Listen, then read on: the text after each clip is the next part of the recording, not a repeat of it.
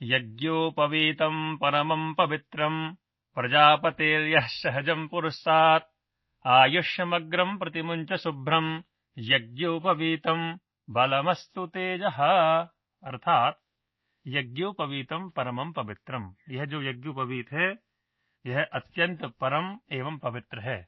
परमम पवित्रम प्रजापतिर्यः सहजम पुरस्तात्, अर्थात प्रजापति ईश्वर ने सहज ही इसकी रचना हम आप सभी लोगों के लिए की है।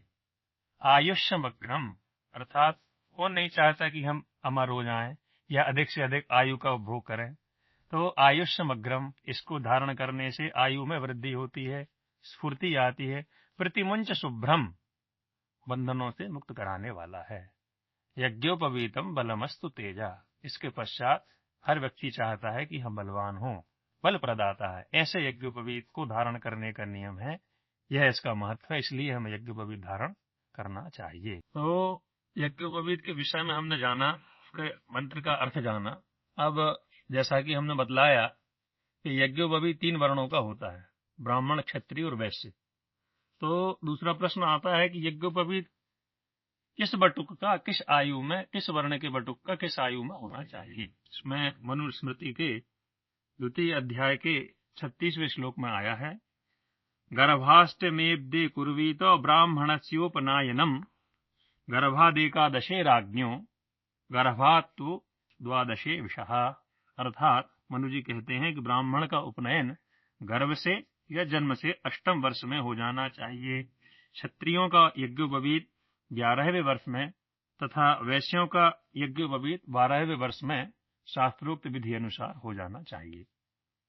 अब कुछ लोग बोलते हैं कि इतनी कम उम्र में बच्चे अबोध होते हैं, समझदार नहीं होते, यदि इस आयु का लंघन हो गया तो अगला हम किस मुहूर्त में इसको कब कराएं। तो उसके पश्चात मनु जी ने ही बतलाया 2 अध्याय के 38वें श्लोक में, आषोडशाद ब्राह्मणस्य सावित्री नातिवर्तते आद्विंसात् क्षत्रबंधोरात् चतुर्विंशतेर्विषः। यदि विलंब हो गया है तो कम से कम 16वें वर्ष तक ब्राह्मण का, 22वें वर्ष तक क्षत्रिय का और 24वें वर्ष तक वैश्य का यज्ञोपवीत हो ही जाना चाहिए। अत्यंत आवश्यक है प्रत्येक वर्ण को, क्योंकि प्रत्येक मनुष्य इस संसार में 3 ऋण लेकर के आता है, देव ऋण, ऋषि ऋण और पितृ ऋण। इन ऋणों की मुक्ति बिना यज्ञोपवीत धारण के संभव नहीं है। इन 3 ऋणों से मुक्ति के लिए यज्ञोपवीत अत्यंत आवश्यक है। तो ब्रह्मचर्य धर्म धारण करने से ऋषि ऋण से व्यक्ति मुक्त हो जाता है। ठीक इसी तरह से यज्ञ करने से देव ऋण से मुक्त हो जाता है, और समावर्तन संस्कार यज्ञोपवीत होता है, उसको करने से व्यक्ति पितृ ऋण से मुक्त होता है। इसलिए तो इन 3 धागों को ही देव ऋण, ऋषि ऋण और पितृ ऋण का द्योतक मानना चाहिए। कुछ लोग बोलते हैं, कुछ शास्त्रों का मत भी है कि इन्हीं 3 धागों में ब्रह्मा, विष्णु, महेश विराजमान है। जब जनेऊ किया जाता है बटुक का, किस वर्ण को कौन सा दंड धारण करना चाहिए। दंड इसलिए धारण किया जाता है ताकि व्यक्ति अनुशासित रहे, मर्यादित रहे, स्वच्छता से रहे, इसलिए दंड धारण बटुक को उपनयन के समय कराया जाता है। ब्राह्मणो वैल्व पालाशो क्षत्रियो वाट खादिरऊ पैल बोदम्बरऊ वैश्यो दंडरहंति धर्मतः। मनुस्मृति के 2 अध्याय के 45वां श्लोक है कि ब्राह्मण को बेल अथवा पलाश का दंड धारण करना चाहिए। ये दंड है, ये जो दंड है, इसको ब्राह्मण वर्ण का यदि यज्ञोपवीत संस्कार हो रहा है तो उसको पलाश या बिल्व का, बिल्व यानी बेलपत्र का दंड धारण करना चाहिए। क्षत्रिय को बट अर्थात बड़िया जैसे बोलते, बट का या फिर खैर का दंड धारण करना चाहिए। वैश्य को गूलर अर्थात उदुम्बर जैसे उमर बोलते हैं, उसका दंड धारण करना चाहिए। अब प्रमाण ये आता है कि ये दंड हमने धारण किया तो इसका जो नाप है, माप, किसका कितनी साइज का दंड होता है, ये भी विधान शास्त्र में बतलाया गया है। इसमें आया है ये शांति को ब्राह्मणस्य दंडः कार्य प्रमाणतः ललाट सम्मितो राज्ञः स्यात्तु नाशांतिको विषः। मनुस्मृति का श्लोक है, 2 अध्याय के 46वें श्लोक। इसमें आया है कि ब्राह्मण को दंड जो है, ब्राह्मण जो बटुक जिसका दंड हो रहा है उसको खड़ा कर दिया जाए तो उसके चरण से शिखा के अग्रभाग तक दंड ब्राह्मण का होना चाहिए। क्षत्रिय का जो दंड है वह उसके कपाल अर्थात मस्तक तक, उसकी दंड की जो साइज है वो उसके मस्तक तक होना चाहिए। वैश्य के दंड का जो परिमाप है शास्त्रों में वह उसके नासिका तक बतलाया गया है। जिस बटुक का यज्ञोपवीत होना है उस बटुक को इन परिमाप का दंड धारण करना चाहिए। उपनयन का अधिकारी कौन है, किस वर्ण का व्यक्ति यज्ञोपवीत धारण कर सकता है? इसमें याज्ञवल्क्य स्मृति में एक प्रमाण आया है, मातुर यदग्रे जायन्ते द्वितीयं मोंजि बंधनात् ब्राह्मण क्षत्रिय विशस तस्मादेते द्विजा स्मृताः।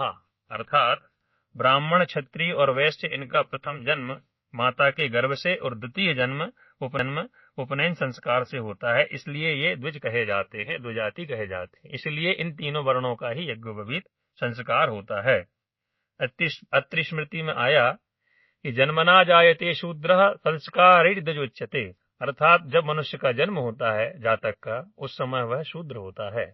जब संस्कार उसमें आ जाते हैं, यज्ञोपवीत उपनयन संस्कार हो जाता है, विवाह आदि षोडश संस्कार होते हैं, उन षोडश संस्कारों में सर्वप्रधान उपनयन संस्कार है। उपनयन संस्कार से संस्कारे द्विजोच्यते, तब वह जाकर के वह व्यक्ति द्विज हो जाता है। भास्कर ग्रह सूत्र में पितैवोपनयेत पुत्रम तदभावे पितुः पिता तदभावे पितुर्भ्राता तदभावे तु शोदरः।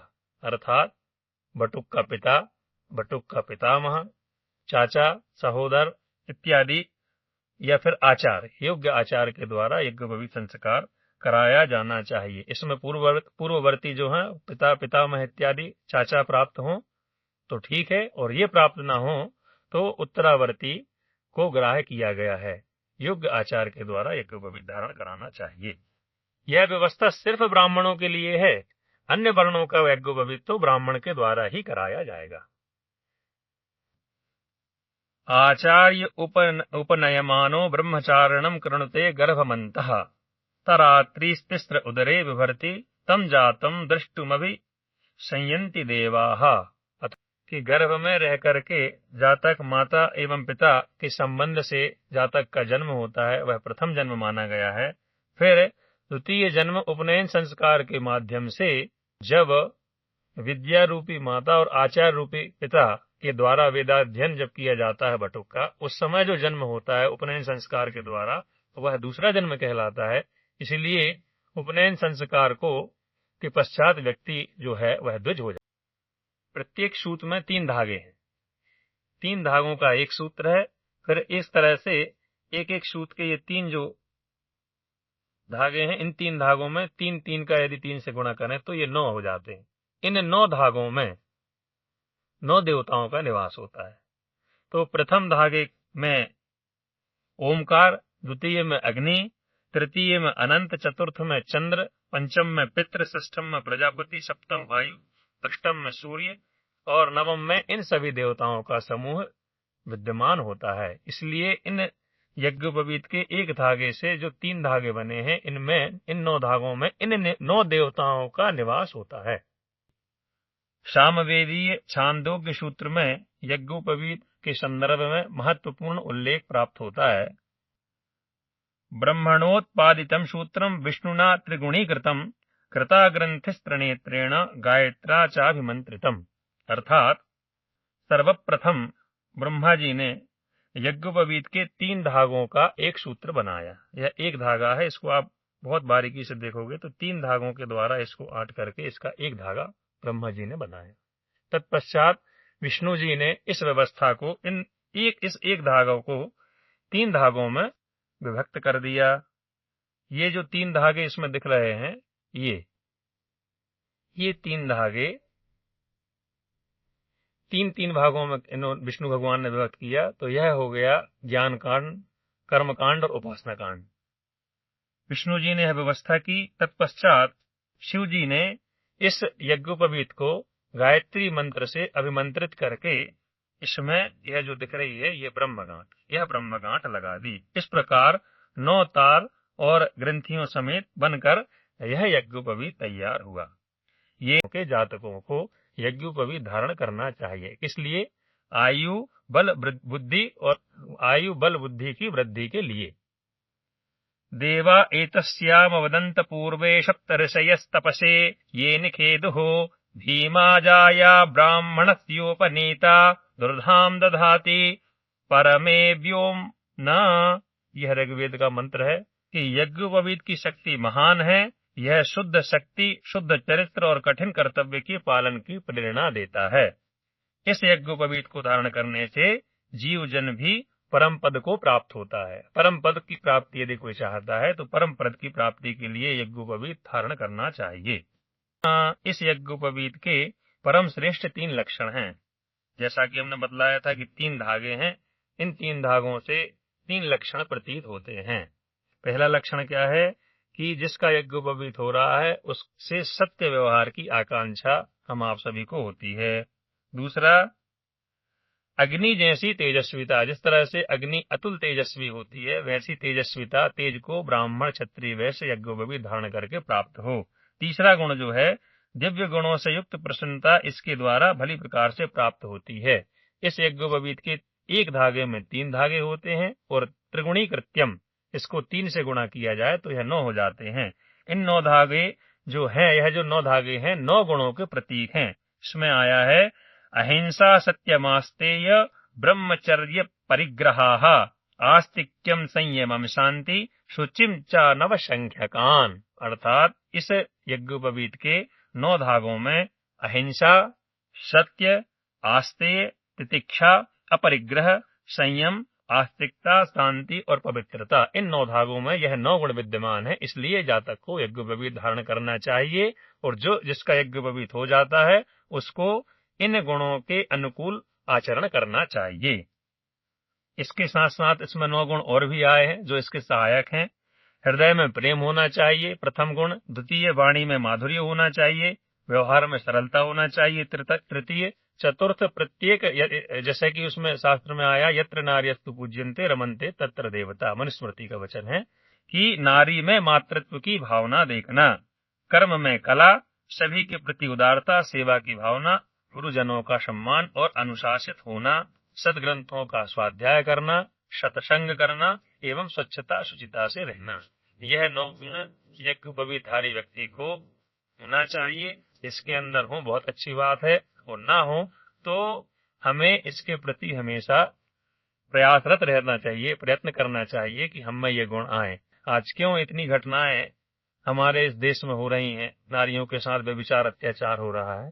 यदि इस यज्ञोपवीत को व्यक्ति धारण करेगा, इसके महत्व को समझेगा, इसमें आया है 4थे नंबर का गुण है कि नारी में मातृत्व भाव देखना, तो वैसे ही यह सब घटनाएं समाप्त होने लगेंगी। लेकिन आवश्यकता है हिंदू को, सनातनी को जागृत होने की, समझने की। जब व्यक्ति शास्त्रोन्मुक्त होगा, स्वाध्याय करेगा, उस चीज को समझेगा, तो वैसे ही ये समस्त घटनाएं इस संसार से समाप्त हो जाएंगी। इसलिए यज्ञोपवीत धारण करना चाहिए। यज्ञोपवीत धारण करने का एक तात्पर्य यह है कि यज्ञोपवीत उपनयन संस्कार जब होता है तो उपनयन का जो बटुक है जिसका उपनयन होता है वह व्रती हो जाता है। व्रती हो जाना अर्थात नियमों के बंधनों में बंध जाना। व्रत बंध, व्रत का नियम ले लेना, उसके बंधन में पड़ जाना। तो बंधन वो वाला सांसारिक बंधन नहीं जिससे आपको परम पद की प्राप्ति होगी, मोक्ष की प्राप्ति होगी, वह बंधन में यदि आप बंध गए, इसलिए इस यज्ञोपवीत को व्रतबंध कहा जाता है कि यज्ञोपवीत हो गया माने अब आप अपने नियम छोड़ दीजिए घर वाले, अब आप शास्त्रों के नियम के अनुकूल चलेंगे, इसलिए इसको व्रतबंध कहा जाता है। सर्वप्रथम ब्रह्मा जी ने 3 वेदों से एक सूत्र बनाया। विष्णु जी ने इनको त्रिगुणीकृत करके ज्ञान कांड, कर्मकांड और उपासना कांड में विभक्त किया, और शिव जी ने इसमें गायत्री छंद से ओमकार के द्वारा ब्रह्मगांठ लगा दी। अब हम माने यह यज्ञोपवीत का जो नाप है कितना होता है, परिमाप। तो यज्ञोपवीत का ये धागा है, यह इसको बोलते चौगर। ये ऐसे इसको लपेटते जाएंगे तो ये इस तरह से 96 चौगा का एक जनेऊ बनता है। तो 96 चौगा का रहस्य क्या है? इसका अभिप्राय है कि जनेऊ धारण करने वाले को 64 कलाएं और 32 विद्याओं से युक्त होना चाहिए। 64 और 32 कितने हो जाएंगे? 96। इसलिए 96 चौवा का यह जनेऊ होता है। तो 32 विद्याएं प्रमुख हैं, क्योंकि उपनयन, उप माने समीप, नयन माने ले जाना।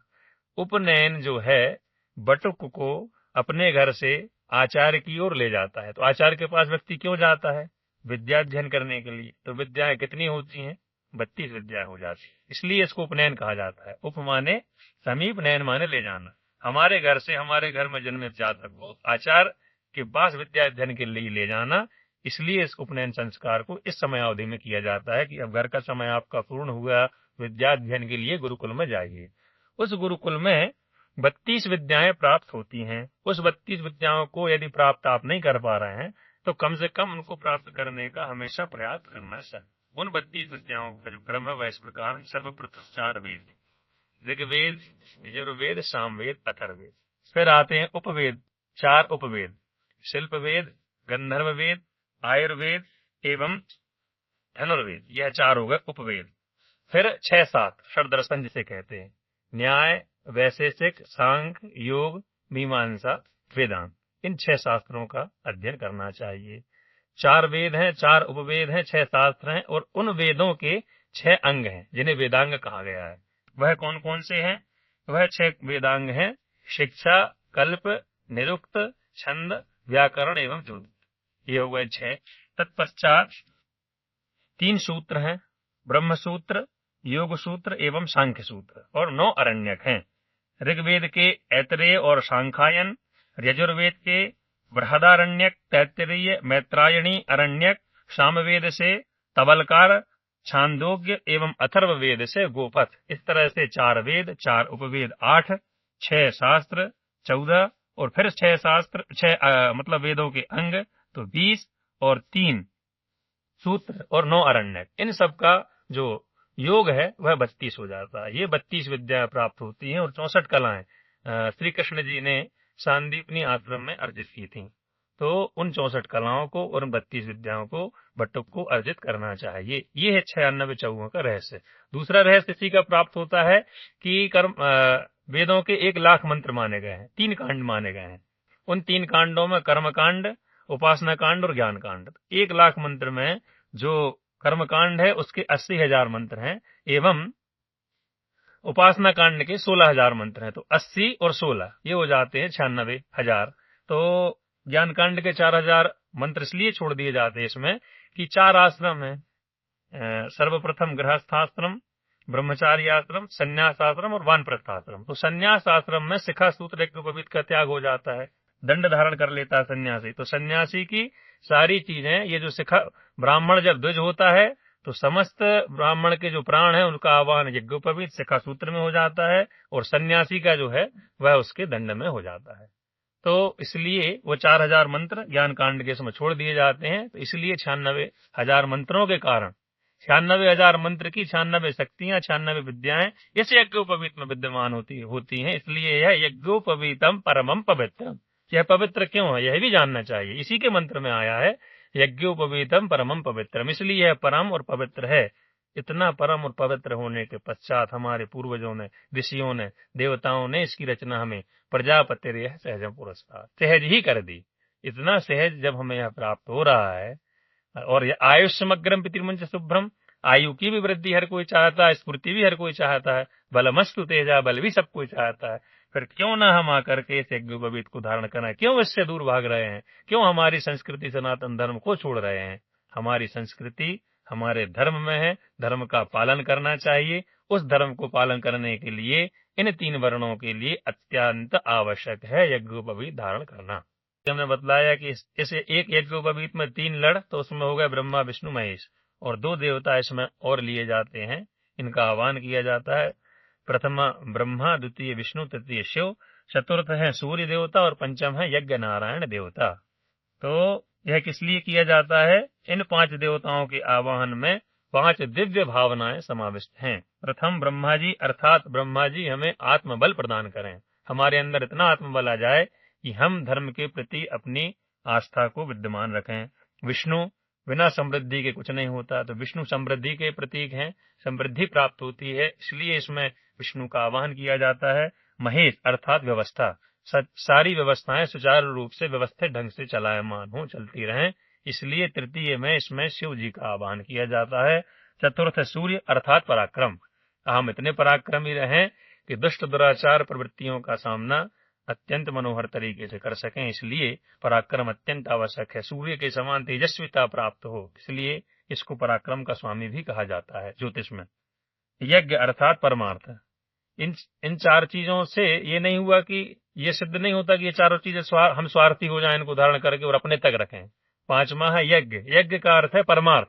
यह सब चीजें हमारे लिए नहीं है कि हमने 96 चौगों से 64 कला और 32 विद्या अर्जित कर ली तो वो हम तक ही रहें। परमार्थ यज्ञो वही श्रेष्ठतमम कर्म, यज्ञ आदि अनुष्ठान करके यह विद्याएं, यह कलाएं प्रत्येक जनमानस तक हम पहुंचाएं, तब वह परमार्थ होगा। अपना जीवन दूसरों के लिए समर्पित करें और दूसरों की संपूर्ण समृद्धि का ध्यान हम रखें, यही हमारे धर्म का संदेश है, यही हमारे धर्म और शास्त्र और हमारी सनातनी व्यवस्था हमें सिखाती है, यही शिक्षा हमको देती है, इसलिए हमें परमार्थ करना चाहिए। 5वें नंबर पर यज्ञ है, इसलिए समृद्धि, आत्मबल, व्यवस्था, पराक्रम और परमार्थ, इन 5 दिव्य भावनाओं से समाविष्ट होकर के पंचदेवों का आह्वान हम यज्ञोपवीत में करते हैं। इन 5 गुणों को देवता मानकर हम यज्ञोपवीत के माध्यम से अपने हृदय अर्थात कलेजे में इस यज्ञोपवीत को धारण कर इन्हें अपनी आस्था एवं प्रकृति का अंग बनाएं, तभी वास्तविक कल्याण का मार्ग प्रशस्त होगा,